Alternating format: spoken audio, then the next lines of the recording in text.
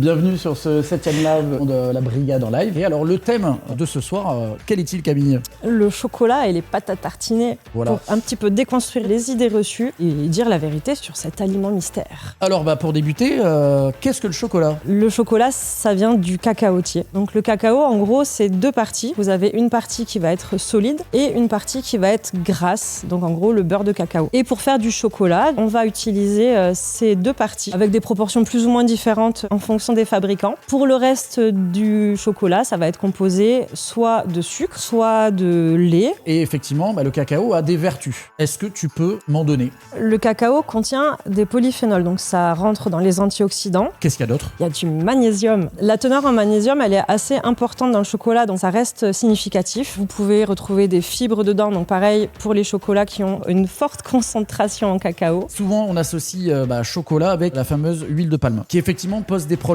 qui se trouve être très grasse, qui associée au sucre pose de vrais problèmes, notamment au niveau du cholestérol. Second point qui est le côté environnemental. Faut pas diaboliser l'huile de palme, le problème c'est la façon dont c'est produit. Oui. Et le troisième point, c'est les problématiques marketing que ça engendre. Il n'y a pas que l'huile de palme qui est concernée, il y a aussi l'huile de coco. C'est pas parce que c'est naturel que c'est forcément meilleur pour la santé. Toujours être vigilant, pareil, sur la lecture des étiquettes et les quantités consommées. Les trois grands critères qui différencient les différents chocolats. Ça va être effectivement le pourcentage de cacao, ça va être la teneur en sucre et ça va être la teneur en fibres. On va dépioter les étiquettes et vous expliquer ça ensemble parce que c'est vraiment la clé. Vous voyez sur trois produits de la même marque, sur les trois grandes familles, le chocolat noir va avoir plus de fibres même si c'est pas indiqué, va avoir moins de sucre, largement 2 fois moins, plus de protéines et matière grasse aussi un peu plus faible, mais surtout teneur en cacao, donc en polyphénol, etc. plus marqué. Là sur le Nutella, on a l'impression que c'est une pâte à tartiner chocolat, or il y a plus de noisettes que de chocolat. Tout ce qui va être édulcorant, c'est à prendre avec précaution. Le point positif, c'est que c'est intéressant par exemple pour les diabétiques, mais après voilà, ça reste intéressant, il faut juste faire attention pareil à la quantité consommée sur la journée. Les meilleurs chocolats pour la santé, mais ça reste vraiment une grosse parenthèse, ça serait les chocolats au-dessus de 70% de cacao, mais ce qui va être important surtout, c'est de garder la notion de plaisir. Il vaut mieux en manger moins souvent, privilégier un chocolat à 70, et si vous n'aimez pas le chocolat à 70, vous pouvez quand même une fois de temps en temps vous faire plaisir et manger un carré de chocolat au lait ou autre.